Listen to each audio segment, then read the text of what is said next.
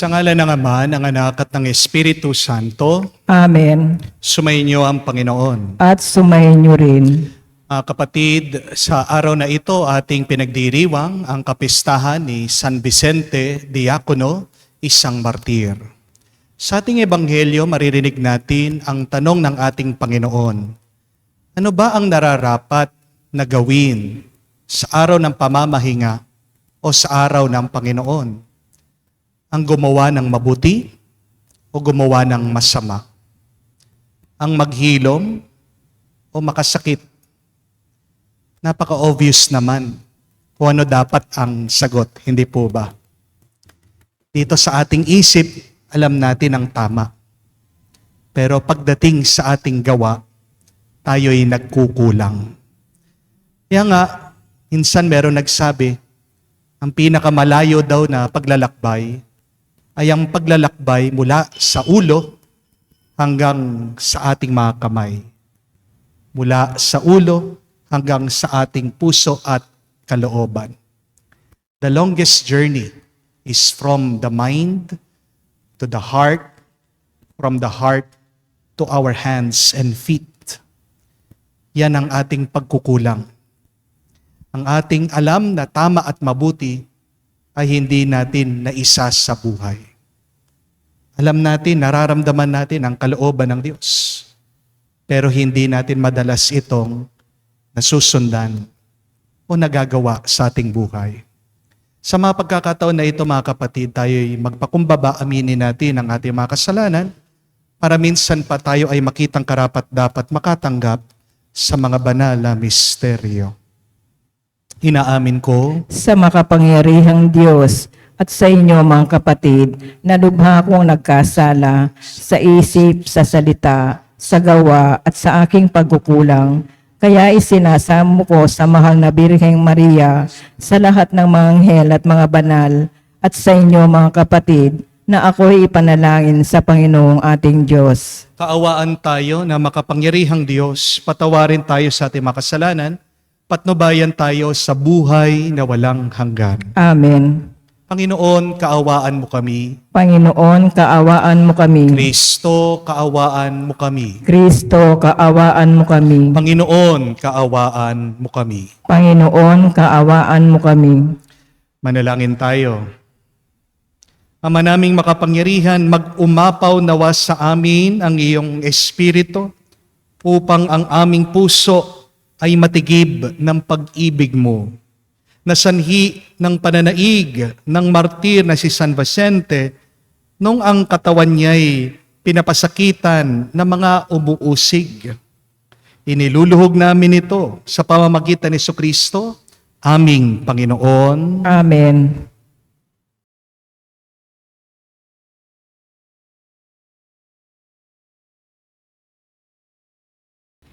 Pagbasa mula sa sulat sa mga Ebreyo.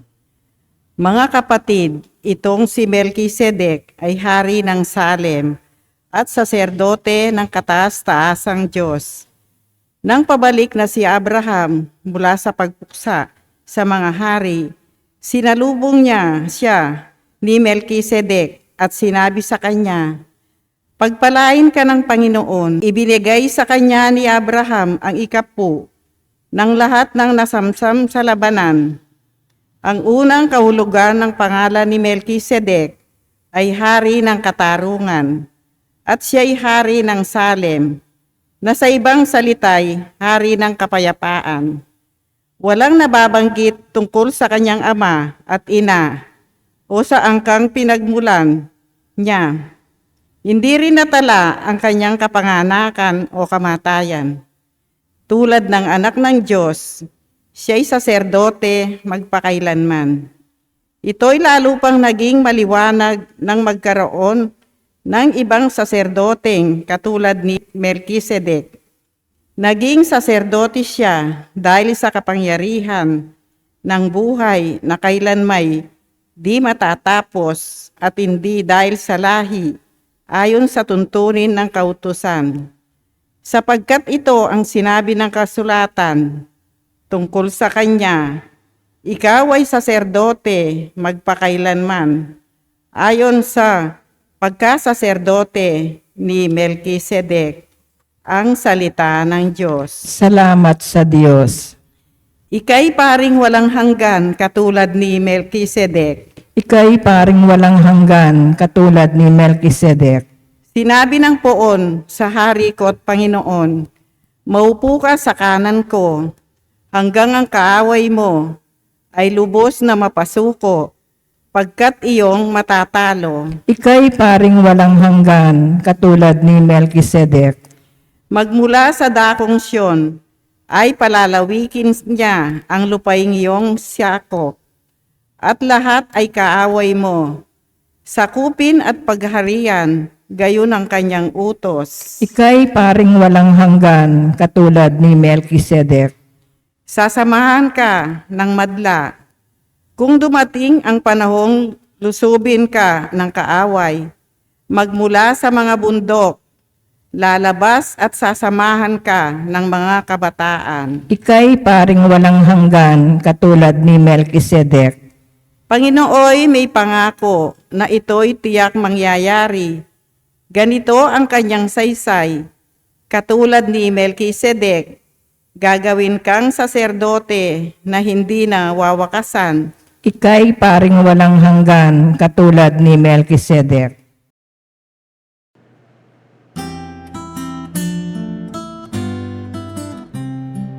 Alleluia, alleluia, alleluia, alleluia, alleluia, alleluia, alleluia, alleluia, alleluia, alleluia, alleluia. Pinangaral ni Jesus ang paghahari ng Diyos.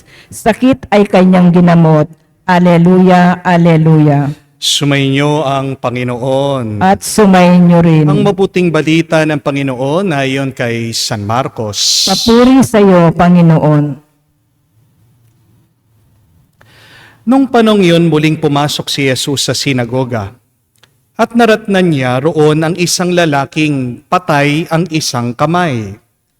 Kaya't binantayan si Jesus ng ilang taong naroroon upang tignan kung pagagalingin niya ang lalaking iyon sa araw ng pamamahinga para may maiparatang sila sa kanya. Tinawag ni Jesus ang lalaking patay ang kamay. Halika rito sa unahan. Tinanong niya pagkatapos ang mga tao, alin ba ang ayon sa kautusan, ang gumawa ng mabuti o gumawa ng masama sa araw ng pamamahinga? Ang magligtas ng buhay o pumatay? Ngunit hindi sila sumagot. Habang tinitignan ni Jesus ang mga tao na nasa paligid niya, galit at lungkot ang nabadha sa kanyang mukha dahil sa katigasan ng kanilang mga ulo. Bumaling siya sa lalaki at sinabi, "Iunat mo ang iyong kamay." Iniunat naman ng lalaki ang kanyang kamay at ito'y gumaling.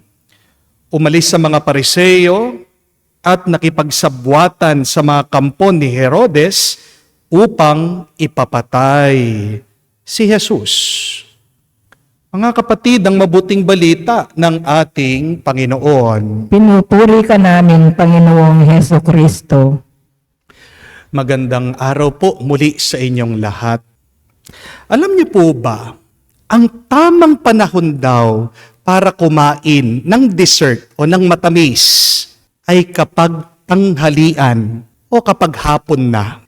Wag daw po kayong kakain ng matamis o dessert kapag umaga. Bakit? Kasi po ayon sa mga doktor, magkakaroon ka ng sugar spike. At kapag meron kang sugar spike, buong maghapon daw, magkre-crave ka ng sugar o ng matamis. Yan na nagiging dahilan. Bakit marami sa atin may diabetes? Hindi po ba? Ang tamang panahon naman, sabi po nila para bumili ka ng sasakyan ay tuwing tag-ulan. Bakit?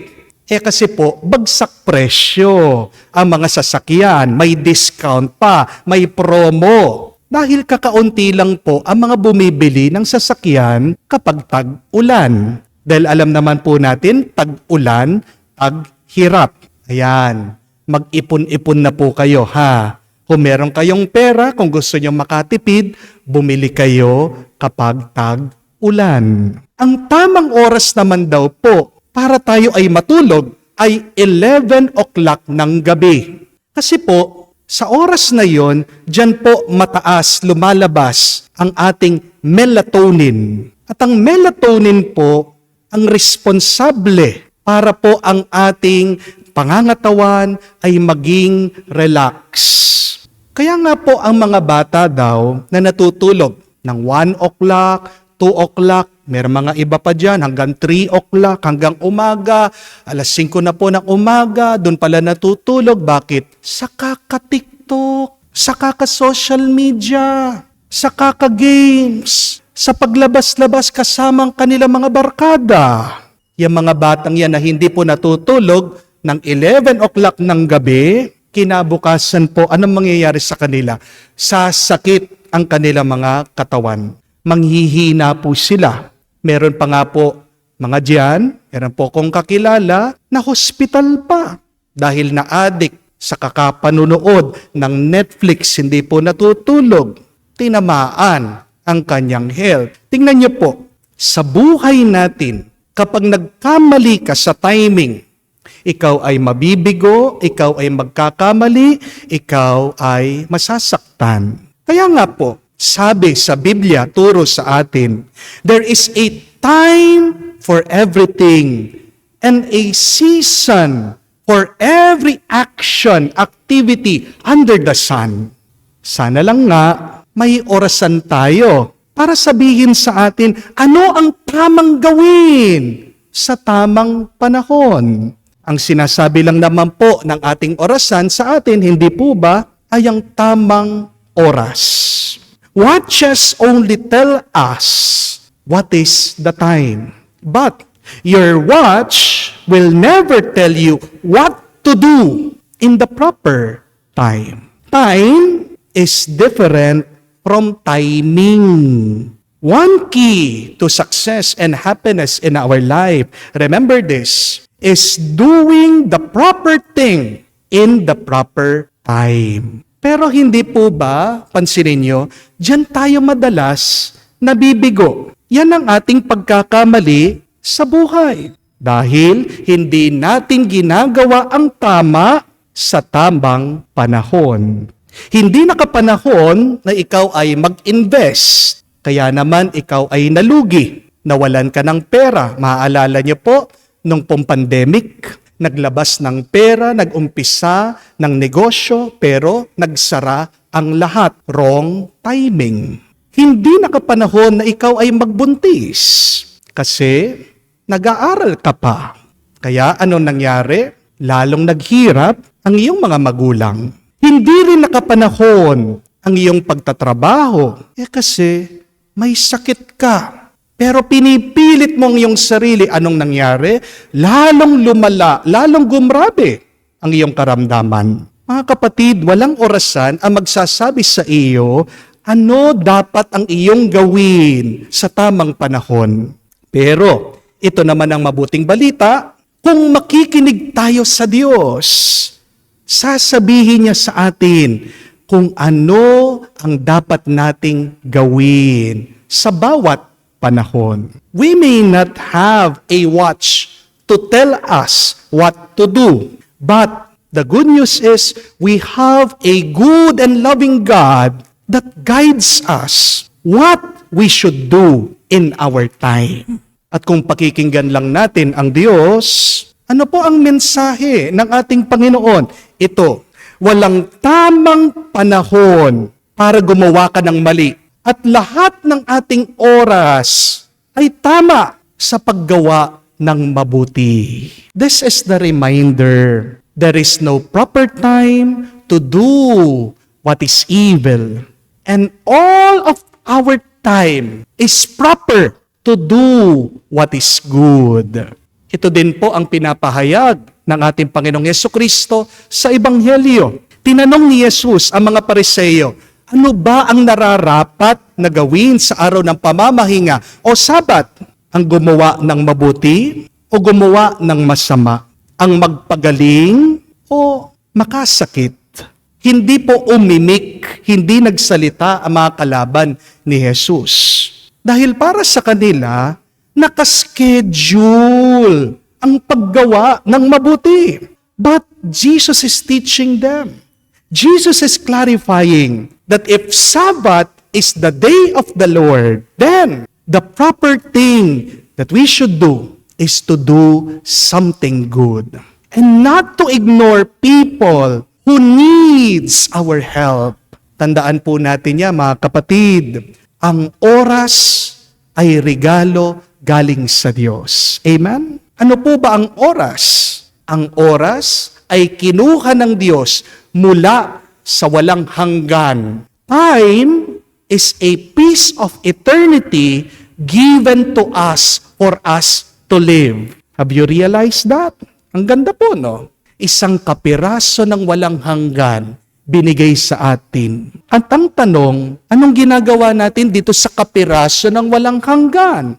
Mga kapatid, sana kung binigyan ka ng isang napakalaking grasya ng Diyos, oras at panahon, huwag mo naman itong sayangin sa paggawa ng masama. Minsan, inoorasan natin ang paggawa ng mabuti.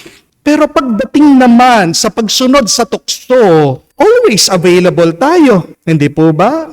Ang iba pa nga dyan, limitless ang oras nila sa paggawa ng kasamaan. Minsan, ang dami pong mga nagrereklamo, bakit daw napaka-demanding ng simbahan? Kailangan pa magsimba linggo-linggo. Napaka-hassle naman daw ng pagsisimba. Pero, ito po isipin nyo ito.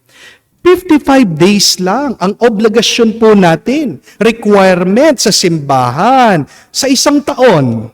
At tigi-isang oras lang po ang kailangan natin para sa pagsisimba. Hindi po ba? So, ibig sabihin, 55 hours lang ang dapat mong ialay sa Diyos sa buong taon. At kung kukunin niyo po yung average na yon, 55 hours, doon po sa 365 days, ano po ang lumalabas? Ang hinihiling lang po ng simbahan sa atin o ng Diyos ay 0.6% na dapat ibigay mo, ialay mo sa Kanya. Think about that. Isipin niyo po, less than 1% lang ang requirement ng simbahan para iyong magawa ang iyong obligasyon. Pero yung 1% na yon na hinihingi ng Diyos, marami pa sa atin nirereklamo. Marami pa sa atin ayaw pang ibigay, ayaw pang ialay. Mahirap po ba na ibigay yung 1%? Napakakonti lang. Bakit ayaw mo pang ibigay? Pero meron po mga tao, nakakatawa lang, na kahit na buong gabi silang makipag-inuman, wala kang maririnig na reklamo sa kanila. Meron din po mga tao, hindi po ba, kahit na gabi-gabi silang nakikipagsugalan, wala ka rin naman maririnig na negatibo sa kanila. Meron din naman po mga tao kahit na maghapong nakikipagchismisan sa daan, kahit na hindi sila tumigil, na naninira sa iba, hindi sila napapagod, hindi sila nagsasawa. Meron pa nga po mga iba dyan, kahit na buong weekend sila na nasa beach, kahit na mangutang sila, walang problema sa kanila. Meron din mga tao na basta't niyaya mo sa gimikan, agad-agad sumasama, nagmamadali pa nga. Pero, yayain mo ang tao sa loob ng simbahan, ano ang sasabihin? Sa susunod na lang, madami akong ginagawa eh.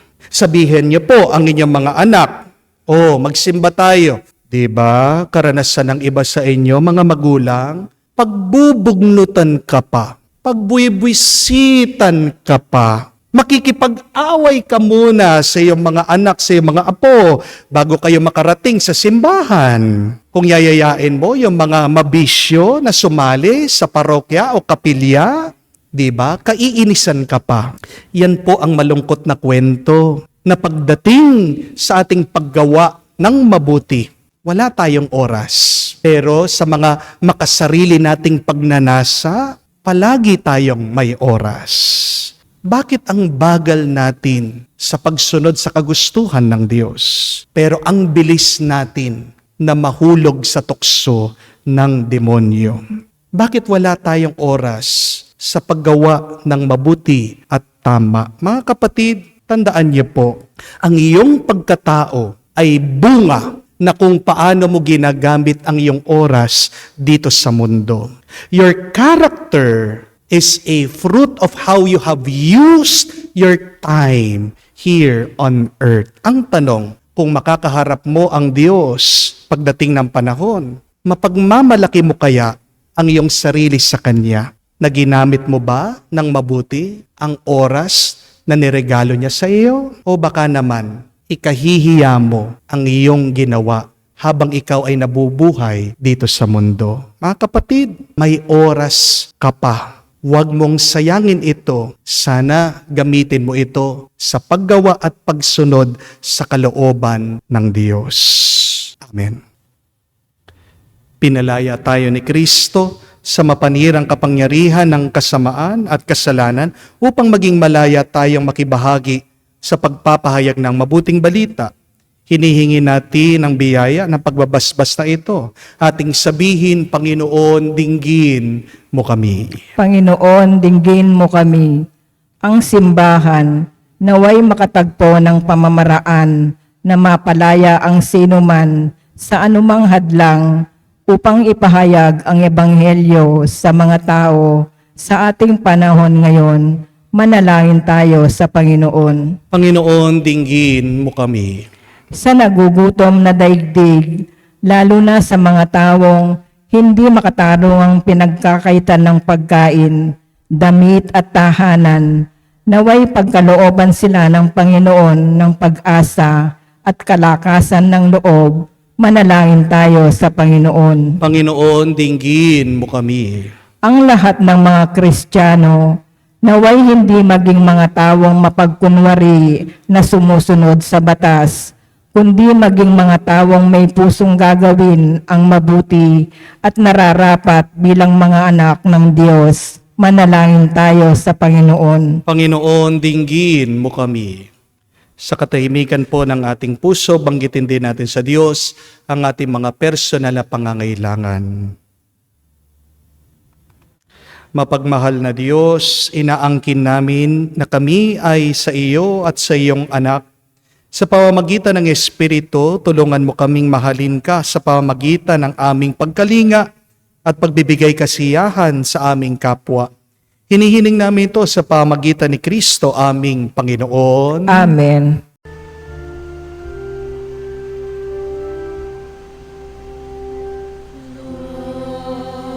We gather today in your house. We kneel down and pray.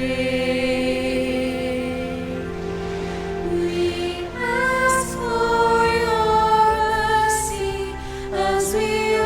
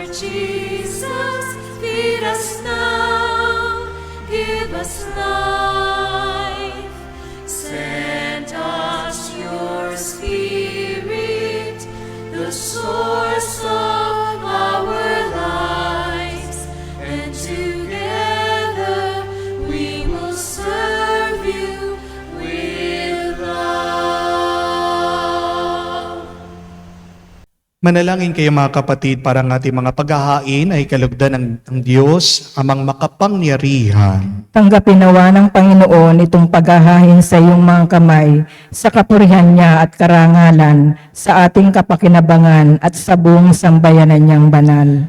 Ama naming lumikha, ang mga alay na ito ay mapuspos nawa ng iyong pagpapala at patatagin mo kami sa pananampalataya.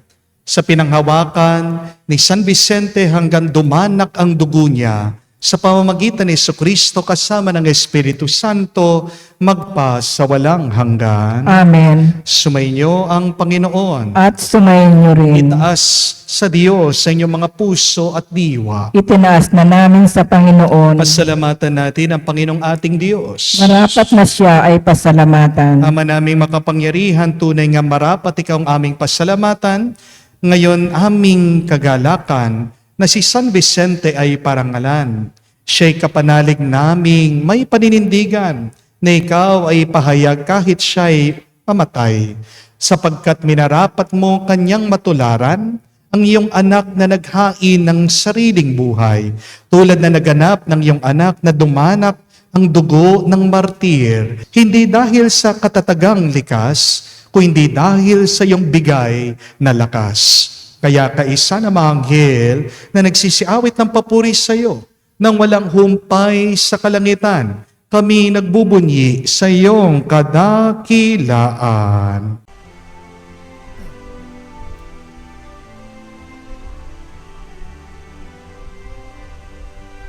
Santo, Santo, Santo, Panginoong Diyos ng mga hukbo, napupuno ang langit at lupa ng kadakilaan mo.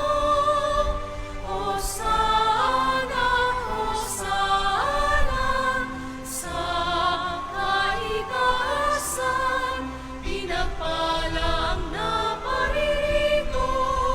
Sa ngalan ng Panginoon, Hosana, Hosana, sa kaitaasan, Hosana, Hosana, sa kaitaasan.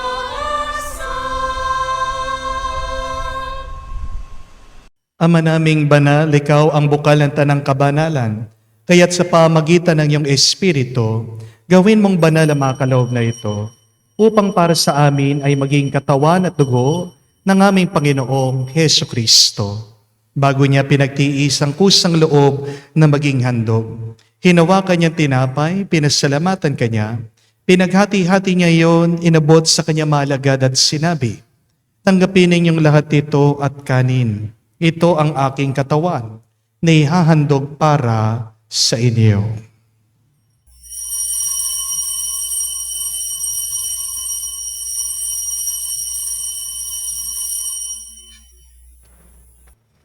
Gayon din naman, nung matapos ang hapunan, hinawakan niya ang kalis, muli kanya pinasalamatan.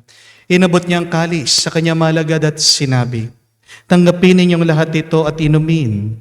Ito ang kalis ng aking dugo, ng bago at walang hanggan tipan. Ang aking dugo na ibubuhos para sa inyo at para sa lahat. Sa ipagpapatawad ng mga kasalanan, gawin ninyo ito sa pag-alaala sa akin."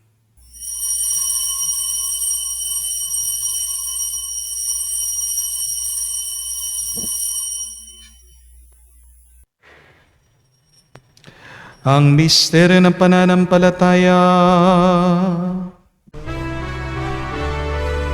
Aming ipinahayag na namatay ang iyong anak, nabuhay bilang Mesiyas at magbabalik sa wakas para mahayag sa lahat. Ama, ginagawa namin ngayon ang pag-alaala sa pagkamatay at muling pagkabuhay ng iyong anak. Kaya tinialay namin sa iyong tinapay nagbibigay buhay at ang kalis na nagkakaloob ng kaligtasan. Kami nagpapasalamat dahil kami iyong minarapat na tumayo sa harap mo para maglingkod sa iyo. Sinasamo namin kami magsalo-salo sa katawan at dugo ni Kristo ay mabuklod sa pagkakaisa sa pamamagitan ng Espiritu Santo. Amalingapin mong iyong simbahan, laganap sa buong daigdig. Puspusin mo kami sa pag-ibig. Kaisa ni Francesco ang aming Papa, Florentino aming Arsobispo at ng Tanang Kaparian. Alalahanin mo rin ang aming mga kapatid na nahimlay may pag-asang sila'y muling mabubuhay. Gayon din naman lahat ng mga pumanaw. Kawan mo't sila't patuloyin sa iyong kaliwanagan. Kawan mo't pagindapatin kaming lahat. Makasalo sa iyong buhay na walang wakas. Kaisa na mahal na Birhen Maria, Ina ng Diyos. Kaisa ni San Jose ang kanyang malwalhating esposo. Kaisa na mga apostol at lahat na mga banal, si San Vicente, diakono at martir, na namuhay dito sa daigdig na kalugod-lugod sa iyo. May pagdiwang nawa namin ang pagpupuri sa ikararangal mo sa pamamagitan ng iyong anak, aming Panginoong Hesu Kristo. Sa pamamagitan ni Kristo, kasama niya at sa Kanya, ang lahat ng parangal at papuri ay sa iyo, Diyos Ama, makapangyarihan, kasama na Espiritu Santo, magpasawalang hanggan. Amen, Amen. Amen. Sa nakakagaling na utos sa turo ni Jesus sa Panginoon natin na Diyos, ipahayag natin ang lakas, loob.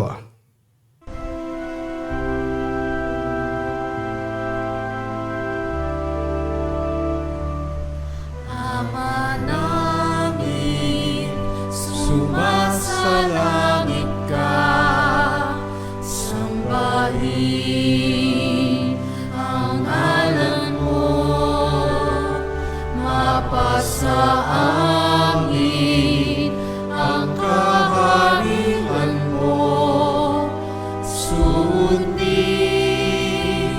ang loob mo dito sa lupa para nang sa langit. Bigyan mo kami ngayon ng aming kakanin sa araw-araw. At patawarin mo kami sa aming mga sala para ng pagpapatawad namin sa nagkakasala sa amin. At huwag mo kaming ipahintulot sa tukso, at iadya mo kami sa lahat ng masama. Hinihiling namin kami adya sa lahat na masama, pagkalooban ng kapayapaan araw-araw, iligtas sa kasalanan, at ilayo sa lahat ng kapahamakan. Samantalang aming pinanabikan ang dakilang araw ng pagpapahayag ng tagapagligtas naming si Hesu Kristo. Sapagkat iyo ang kaharian at ang kapangyarihan at ang kapurihan magpakailanman. Amen. Panginoong Hesu Kristo, sinabi mo sa iyong mga apostol, kapayapaan ang iniiwan ko sa inyo. Ang aking kapayapaan ang binibigay ko sa inyo. Tunghayan mo ang aming pananampalataya at huwag ang aming pagkakasala. Pagkalooban mo kami ng kapayapaan at pagkakaisa ayon sa iyong kalooban, kasama ng Espiritu Santo, magpa sa walang hanggan. Amen. Kapayapaan ng Panginoon ay laging sumainyo. At sumayin niyo rin. Magbigayan po tayo ng kapayapaan sa bawat isa. Peace with you po, kapayapaan po sa inyong lahat.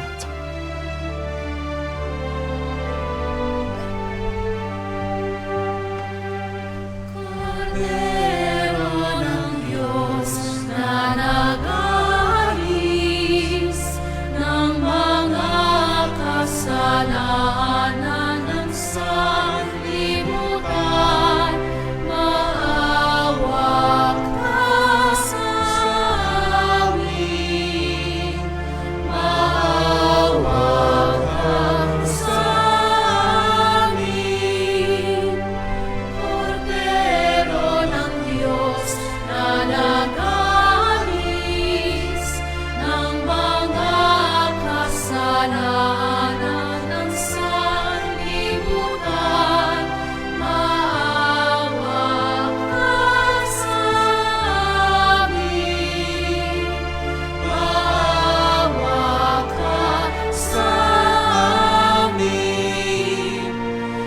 Kordero ng Diyos na nag-aalis ng mga kasalanan ng sanlibutan, ipagkaloob mo sa amin ang kapayapaan.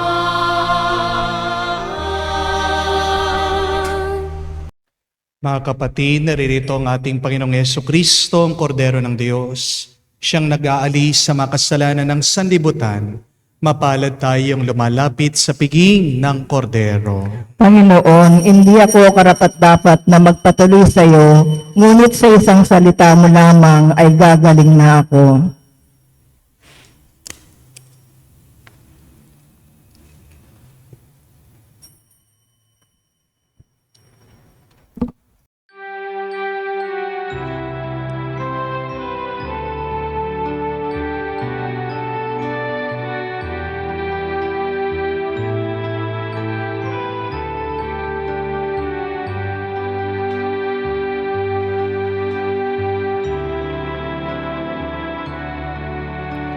Alam kong pagkatao ko,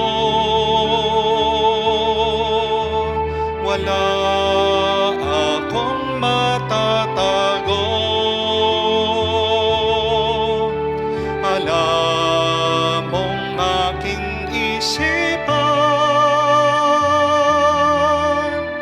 alam mo ang lahat ng ginagawa ko, O Diyos. Gamayan mo ko, Diyos, sa buhay na ito. Ilapit mo ako sa pagmamahal mo. Dalhin mo ko, Panginoon, sa kalangitan. Buhay kasama mo.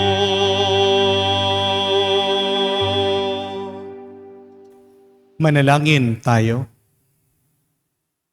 Ama naming mapagmahal, pagkatanggap namin sa banal na pakikinabang, hinihiling namin sa pagtulad namin sa katatagan ni San Vicente, Diakono at Martir, kami naway pagindapating magkamit ng gantimpalang walang maliw sa pananatiling matapat sa pamamagitan ni Jesucristo kasama ng Espiritu Santo magpa sa walang hanggan. Amen.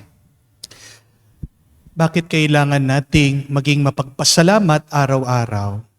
Dahil tandaan niyo po, mga kapatid, kapag ikaw ay nagising, kapag ikaw ay buhay, ibig sabihin binigyan ka pa ng oras at ng panahon ng Diyos. What is time? It is a slice of eternity. Ang oras ay isang kapiraso ng walang hanggan binigay ng Diyos sa iyo. Nakakalungkot lang na minsan ang biyaya ng oras at panahon ay ginagamit natin sa masama. Please remember that there is no proper time to do evil, and all of our time is proper to do what is good. Maganda pong assignment ngayong araw, mamaya pong bago kayo matulog, ay balikan nyo ang maghapon na ito, buong araw nyo. Tingnan nyo, ano yung mga ginawa nyo? Saan nyo inubos ang inyong oras at panahon? Gaano katagal ang ginugol mo para sa mga mabubuting bagay? Gaano namang katagal ang inubos mo na ikaw ay sumusunod pa rin sa tukso ng demonyo? Saan dyan sa iyong maghapon, ikaw ay nadapa, ikaw ay nagkamali, o ikaw pa rin ay nagpapatuloy sa iyong paboritong kasalanan? At pag natukoy mo yung mga ginawa mo sa maghapon, alam mo kung ano ang dapat mong i-adjust, baguhin, ayusin sa susunod na araw. Mga kapatid, ang pagpapakabanal ay isang proseso, paunti-unti. Pero ang pinakamahalaga ay meron tayong pagnanais na magpakabanal at magpakabuti. Okay lang po ang mahirapan. Kasama yan sa pagpapabuti. Ang nakakatakot ay yung hindi ka na nahihirapan na ayusin mo ang iyong buhay. Dahil pag wala ng struggle, paghihirap sa pagpapakabuti, ibig sabihin, ikaw ay babad na sa kasalanan. Yan ang ating ipagdasal. Pagkatapos nating makita, saan natin inuubos ang ating oras at panahon, na tayo pa rin ay gabayan ng Diyos. Sabihin sa atin, ano ang tamang dapat nating gawin sa ating bawat oras, minuto at segundo. Sumainyo ang Panginoon. At sumayin niyo rin. At kayo'y basbasan ng Diyos makapangyarihan sa lahat, sa ngalan ng Ama, ng Anak, ng Espiritu Santo. Amen. Ang ating misa ay natapos na. Humayo kayo sa kapayapaan ni Kristo. Salamat sa Diyos.